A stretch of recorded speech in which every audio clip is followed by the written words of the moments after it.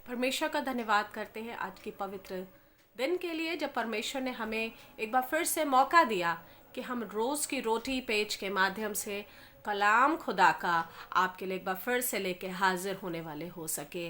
और एक बहुत अच्छी आयत आज मैं आपके सामने बांटना मांग रही हूँ, जिसके पहले मैं ये पूछना चाहती हूँ आपसे कि हम में से कितने लोग होंगे जो अपने किसी काम के पूरे होने की आशा लगाए लगाए थक चुके होंगे। हम में से बहुत सारे लोगों ने खुदा से प्रार्थना कर रखी होगी, लगातार प्रार्थनाएं कर रहे होंगे, लेकिन वो काम हमारे पूरे नहीं हो पा रहे हैं, बन नहीं पा रहे हैं। खुदा विलम्ब कर रहा है, हमें उत्तर नहीं दे रहा है। और हमें इस चीज़ के लिए क्या करना चाहिए? शायद हम बहुत थक गए होंगे, शायद हम निराश हो चुके होंगे, हमारे पास कोई उपाय नहीं बचा होगा।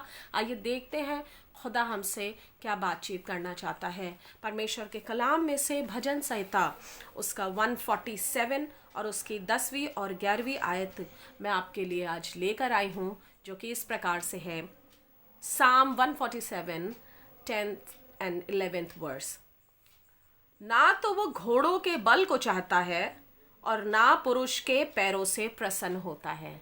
खुदा का कलाम कुछ यूं बता रहा है कि ना तो वो घोड़ों के बल को चाहता है और ना पुरुष के पैरों से प्रसन्न होता है। और 11वीं आयत कुछ यूं लिखी है, यहोवा अपने डरवैयों ही से प्रसन्न होता है, अर्थात उनसे जो उसकी करुणा की आशा लगाए रहते हैं। वो खुदा अपने डरवैयों ही से प्रसन्न होता है, उनसे जो उसकी करुणा की आशा लगाए रहते हैं, कंटिन्यूअस लगाए रहते हैं। खुदावंद इस कलाम से हमसे बातचीत कर रहा है और कहना मांग रहा है कि ना तो वह घोड़ों के बल को चाहता है और ना मनुष्य के पैरों से प्रसन्न होता है। घोड़ों के बल का यहाँ इस्तेमाल क्यों किया गया है? आपको मालूम है घोड़ों का बल बहुत ज़्यादा होता है। यदि हम आज के ज़माने में किसी भी मशीन के पावर को मेजर करना चाहते हैं, किसी भी मशीन में कितना पावर है, वो कितना बोझ उठा सकती है, वो कितने पावर से कोई चीज़ खींच सकती है, तो उस पावर को मेजर करने की यूनिट होती है हॉर्स पावर। क्योंकि पुराने ज़माने में जो एक घोड़ा रहता था, घोड़ों को इस काम के लिए इस्तेमाल किया जाता था, कोई भारी चीज़ उठाने के लिए, कोई बहुत भारी चीज़ खींचने के लिए। और आज भी इसी शब्द का इस्तेमाल होता है हॉर्स पावर। तो हॉर्स पावर बहुत ज़्यादा होती है। मशीन्स के काम करने के लिए हॉर्स पावर यूनिट का इस्तेमाल करा जाता है। लेकिन खुदावंद कहता है कि ना तो मैं घोड़ों के बल को चाहता हूँ। खुदा घोड़ों के बल को नहीं चाहता। खुदावंद ये नहीं चाहता है कि आप कहीं से बहुत पावर का इस्तेमाल करें, किसी सोर्सफुल पर्सन के पास चले जाएं जो बहुत पावर जिसके अंदर हो, उससे आप कुछ उससे मदद मांगे, या बहुत जिसके पास बहुत पैसा हो, बहुत जिसके पास रुतबा हो, उससे आप मदद मांगे, या आप किसी और पावर का, किसी और बल का इस्तेमाल करें। और ना ही यहोवा इस बात से प्रसन्न होता है। लिखा है और ना परमेश्वर और ना पुरुष के पैरों से प्रसन्न होता है। ना पुरुष के पैरों से। पुरुष के पैर क्या होते हैं?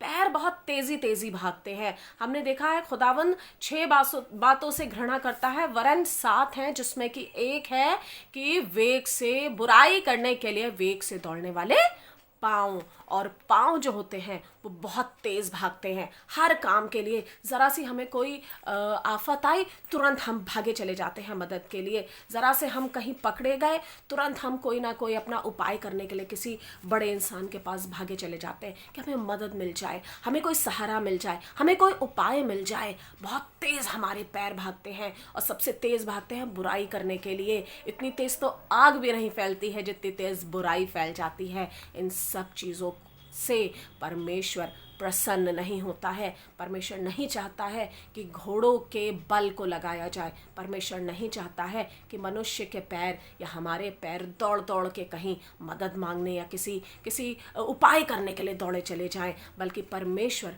प्रसन्न किस बात से होता है? उसमें लिखा है यहोवा अपने डरवैयों ही से प्रसन्न होता है, अर्थात उनसे जो उसकी करुणा की आशा लगाए रहते हैं। कंटिन्यूअस आशा लगाए रहते हैं। मेरे अजीजों, जिनके काम नहीं बन रहे हैं, जिनको कोई उपाय नहीं मिल रहा है, जिनके हाथ में अभी भी निराशा आ रही है, मेरा यकीन मानिए खुदा का कलाम आज आपसे बात कर रहा है और कहना मांग रहा है कि उसकी करुणा पे निरंतर आशा लगाए रखिए। वो अपने लोगों को निरुपाय तो करता है मगर निराश नहीं होने देता। मेरे अजीजों, खुदा का वचन इस बारे में कह रहा है कि यहोवा अपने डरवैयों ही से प्रसन्न होता है। खुदा का भय बुद्धि का आरंभ है। खुदा जो बुद्धि देता है उसमें आप सारे काम बहुत सफलतापूर्वक कर सकते हैं। मेरे अजीजों, खुदा के लोगों, खुदा अपने वचन से आज बात कर रहा है और वो नहीं चाहता है कि यदि आपके कार्य कुछ नहीं बन रहे हैं, यदि आज भी आपके कार्य कुछ अटके हुए हैं, यदि अभी आज भी आपको किसी बात के लिए मदद नहीं मिल रही है, बहुत आपने प्रार्थनाएं करी, बहुत आपने लोगों के सामने अपनी बातों को रखा, बहुत आपके सामने मजबूरी है और आप प्रार्थनाएं कर करके थक गए हैं।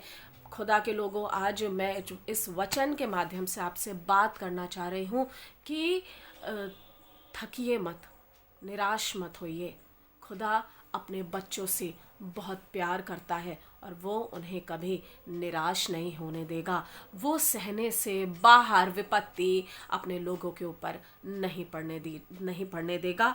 और वो कहता है कि खुदा उनसे प्रसन्न होता है जो उसकी करुणा की आशा लगाए रहते हैं।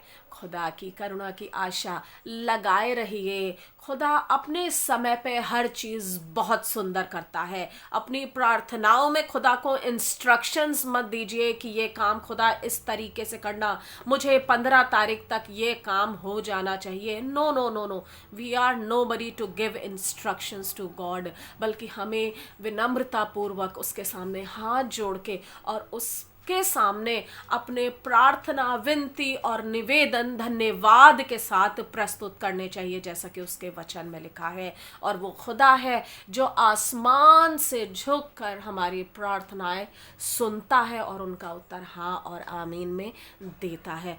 खुदावन आपको निराश नहीं होने देगा। यदि आज भी आप परेशान हैं, आपके काम नहीं बन रहे हैं, बहुत साल हो गए उस पर आशा लगाए आपको अभी भी किसी अपनी प्रार्थना का उत्तर नहीं मिल रहा है, निराश मत होइए। उसकी करुणा पे आशा लगाए रखिए, उसके भय में जीते जाइए।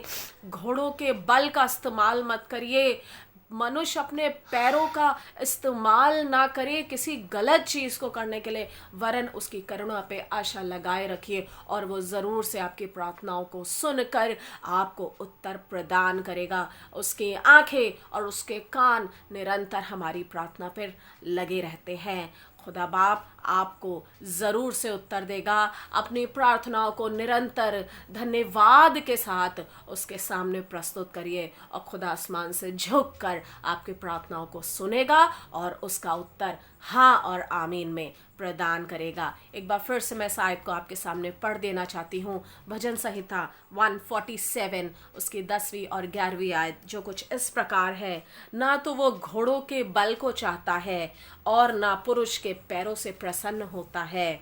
यहोवा अपने डरवैयों ही से प्रसन्न होता है, अर्थात उनसे जो उसकी करुणा की आशा लगाए रहते हैं।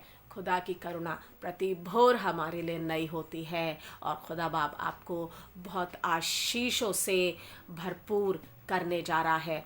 खुदा की करुणा पे आशा लगाए रहिए। Praise the Lord. खुदा आपको बहुत बरकत दे।